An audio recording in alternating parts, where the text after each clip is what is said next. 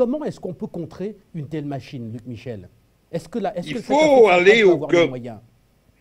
Il faut aller au cœur des choses. Vous savez que j'ai l'habitude de donner une vision mondiale des problèmes de l'Afrique. J'explique souvent que la déstabilisation, elle a concerné toutes les ex-républiques soviétiques, la Chine, Haïti, le Venezuela, mais aujourd'hui, les Occidentaux s'en sont pris à l'Afrique avec en 2011 le soi-disant printemps arabe et en 2014 le soi-disant printemps africain.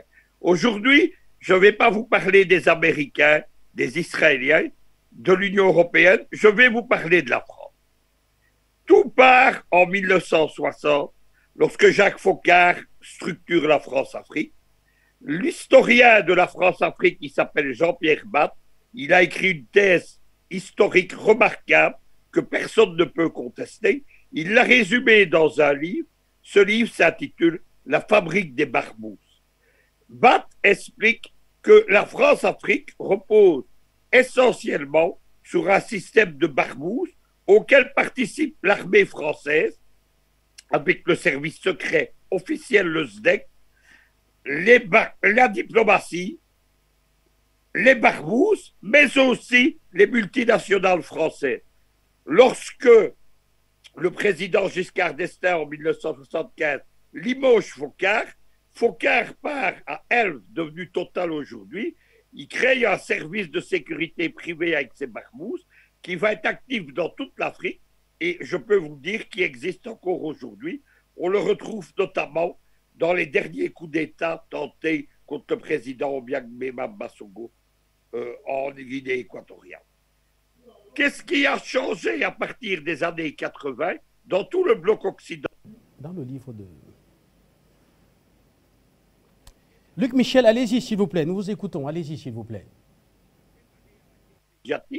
Et on s'est préparé à la déstabilisation. Se sont ajoutés aux services secrets les ONG, les fausses agences de presse, les groupuscules de Georges Soros, les groupuscules de jeunes, les fondations, etc. Et beaucoup se sont établis à la fin des années 80, pas seulement aux États-Unis, en Europe, mais particulièrement en Afrique du Sud, qui a été totalement infiltré à la fin de l'ère de l'apartheid par Georges Soros. Qu'est-ce que cela a donné? Cela a donné, bien entendu, que le renseignement est essentiel dans son domaine économique, le renseignement est essentiel dans son aspect déstabilisation, le renseignement est essentiel dans son aspect guerre de l'information. C'est assez ironique, mais c'est à 2 jours après que RFI se soit pris à Afrique Média et à moi-même en nous accusant d'être partie prenante avec ce qu'ils appellent les mercenaires russes. Comme par hasard, malheureusement pour eux, on voit qui sont les mercenaires en Centrafrique, ce sont les Français. Il y a depuis ce matin une guerre médiatique qui est lancée autour de cette arrestation. Il y a tout d'abord un article unique produit par l'AFP qui est repris dans la totalité des journaux français, en particulier Le Monde, Ouest France, Mediapart, etc. On nous raconte l'histoire sans citer de nom et de fait, mais on termine par le paragraphe de conclusion, c'est que la France est en train de se battre contre les méchants Russes et leurs mercenaires. Depuis ce matin, les réseaux sociaux sont inondés de fausses nouvelles sur cet individu. Le but, c'est quoi? C'est de noyer la bonne information sur de la fausse information et ridiculiser ceux qui vont parler de cet homme et de ce qu'il a fait. Moi, j'ai contacté Bangui, vous savez que j'y ai beaucoup de contacts, et je vais vous dire ce qui en est sûr.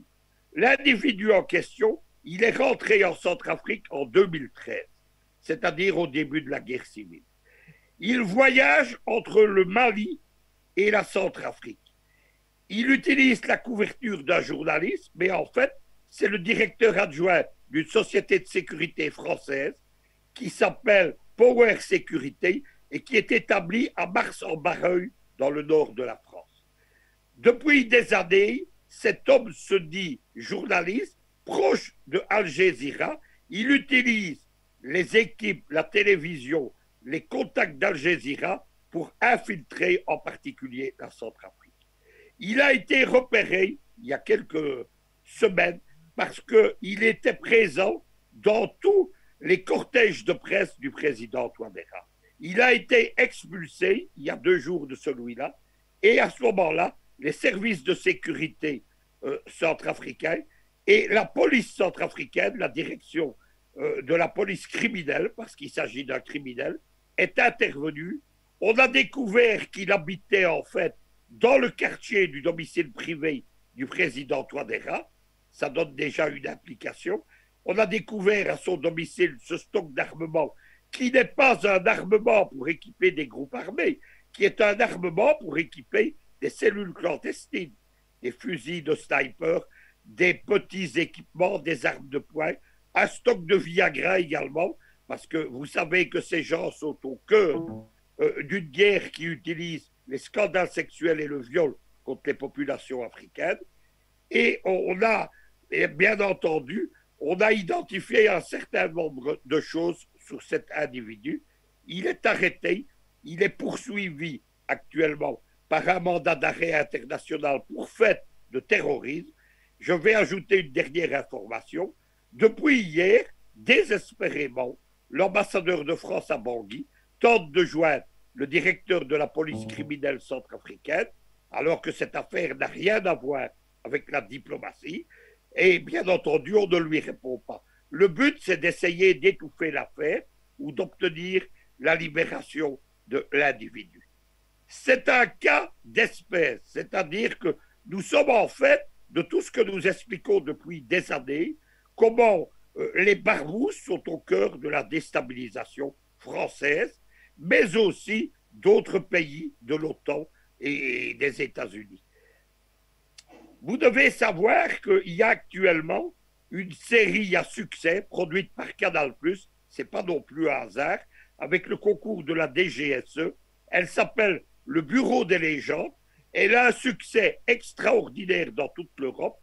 On voit les agents de la DGSE, on a reconstitué en studio leur bureau, et l'équivalent est vrai, les bureaux de la DGSE à la caserne Mortier, qu'on appelle la piscine à Paris, sont décorés de posters de cette série. Dans cette série, qu'est-ce qu'on voit? On voit les agents français infiltrer la Russie, combattre les services secrets russes, infiltrer l'Iran, combattre les services secrets iraniens, infiltrer la Syrie, combattre les services secrets syriens. Mais le principal continent où la DGSE est active, c'est l'Afrique. Il n'y a pas un seul épisode, pas une seule information qui se passe en Afrique. Vous indiquez parfaitement, tout cela est un élément de la guerre. Voilà, merci à vous, Luc Michel.